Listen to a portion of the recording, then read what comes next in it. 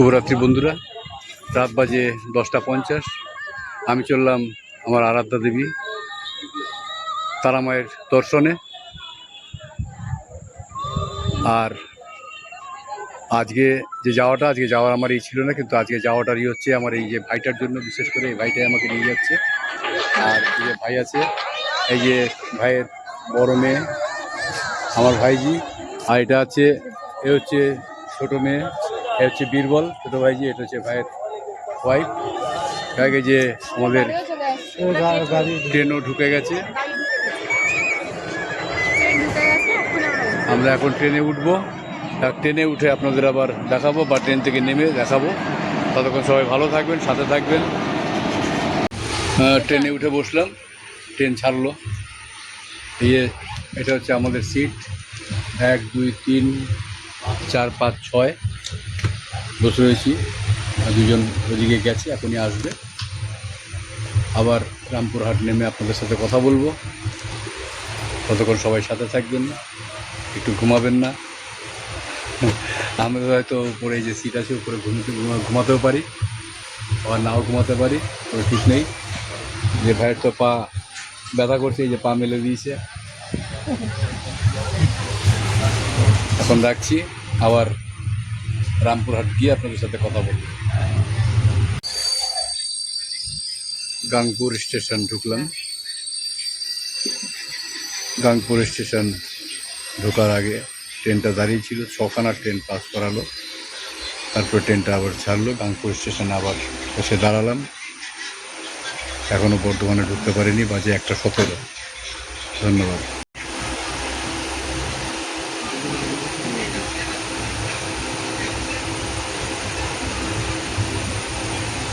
Gangpur station ছেড়ে চললাম, এরপরে হয়তো বর্ধমানে দাঁড়াবে।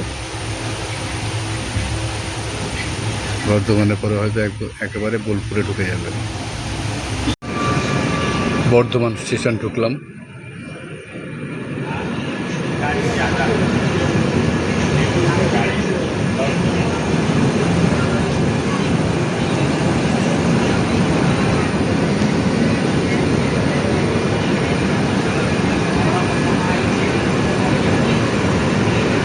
বর্ধমান জংশন।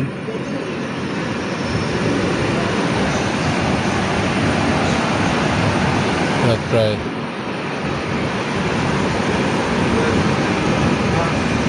1:32। 1:32-এ ঢুকলাম আমরা বর্ধমান জংশনে। এরপরেই হয়তো সরাসরি বোলপুর, হয়তো। কারণ এই গৌড় এক্সপ্রেসে আমি কোনোদিন যাইনি। আমি বেশিরভাগই সকালবেলা মা তারা এক্সপ্রেসে যাই, কিন্তু আজ আমি গৌড়ে চললাম বলে আজকে আমি এই বর্ধমান স্টেশনে পৌঁছেছি। এরপরে হয়তো গিয়ে বোলপুরে হয়তো দাঁড়াবে। আমরা রামপুরহাটে যখন নামবো আপনাদের অবশ্যই ডিটেলস বলতে থাকবো। রামপুরহাটে গিয়ে আপনাদের দেখাবো, জানাবো, এবং তারাপীঠে পৌঁছে আপনাদের পুরো যতটুকু পারবো আমি দেখানোর চেষ্টা করব। আপনাদের সঙ্গে থাকবেন, পাশে থাকবেন। ধন্যবাদ বন্ধুরা। 1:48 বাজে। বর্ধমান স্টেশন ছেড়ে আমরা চললাম রামপুরহাটের উদ্দেশ্যে। কারণ আমি যাচ্ছি তারাপীঠ, আগেই বলেছি।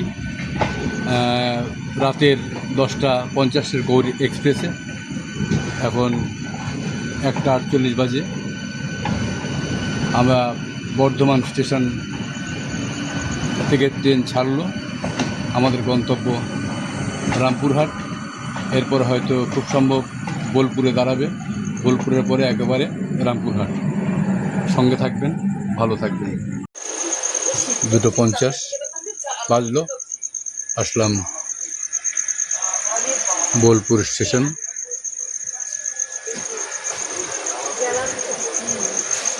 এরপরে রামপুরহাট।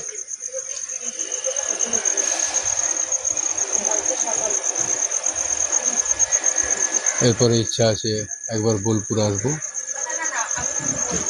বোলপুরের কিছু ভিডিও আপনাদের সামনে তুলে ধরবো। যদিও আপনারা দেখেছেন, তাও আমার মাধ্যমে কিছু ভিডিও আপনাদের সামনে তুলে ধরবো। এখন আছি আমি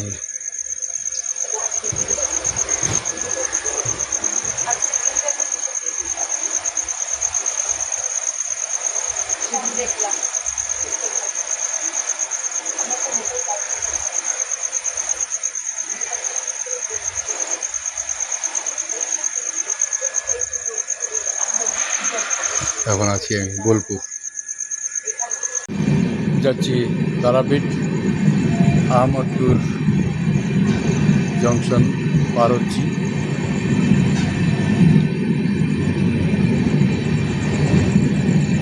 আমাদের গন্তব্যস্থল রামপুরহাট। রামপুরহাটে আমরা নামবো। তার আগে তারাপীঠ স্টেশন পরে, কিন্তু তারাপীঠ স্টেশন গাড়ি ঘোড়া খুব কম, যার জন্য যারা তারাপীঠ যায়, মন্দিরে তারাপীঠ মায়ের দর্শন করতে যায়, তারা বেশিরভাগই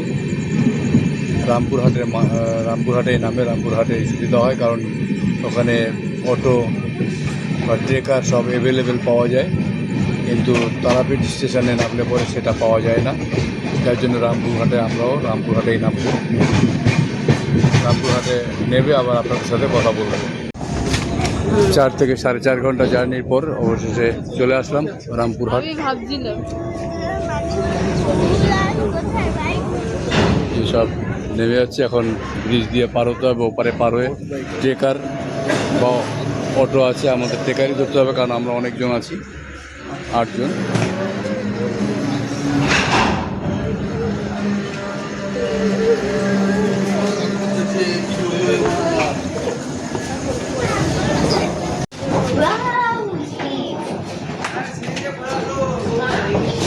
আস্তে, হ্যাঁ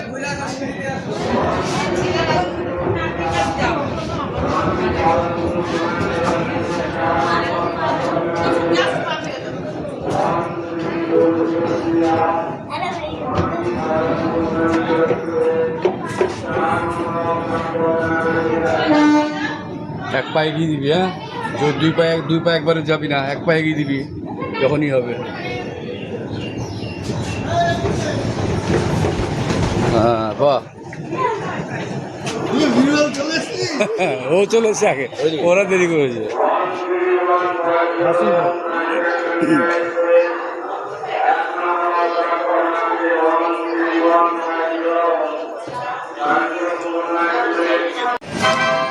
বেরিয়ে আসলাম রামপুরহাট স্টেশন থেকে বাইরে। এবার ট্রেকার ধরবো।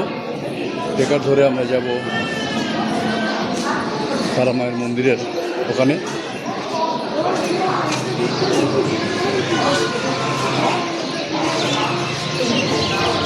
দেখেন,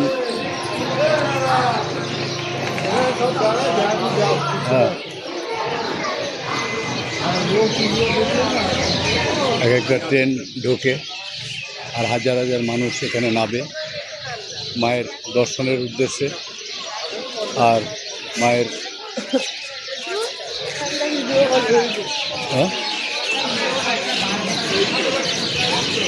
ওখানে যাবো।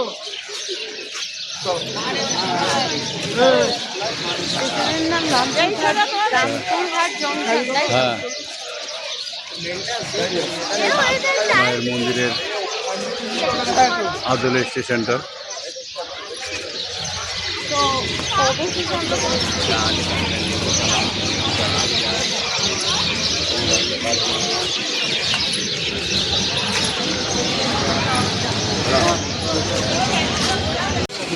ট্রেকার সব দাঁড়িয়ে আছে, টোটো, অটো, ট্রেকার আছে।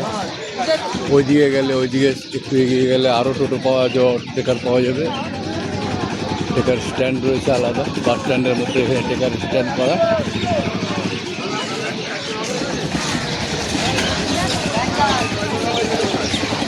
এখন এই পর্যন্তই, বাকিটুকু আপনাদের দেখাবো তারাপীঠ পৌঁছে। এইটা এই পর্যন্তই থাকবে। এটা আপনার রাস্তাটা পরিচিত করালাম। এরপরে মন্দিরের বা শ্মশানের বা সাধুদের সাথে, সাধু সন্তদের সাথে কথা বলে অবশ্যই আপনাদের পৌঁছাবো আপনাদের কাছে। আপনারা অবশ্যই অবগত করতে পারবেন। তারা যখন সবাই সাথে থাকুন, পাশে থাকুন, এবং যদি সম্ভব হয় একটু শেয়ার করে সবাইকে দেখার সুযোগ করে দেবেন। ধন্যবাদ।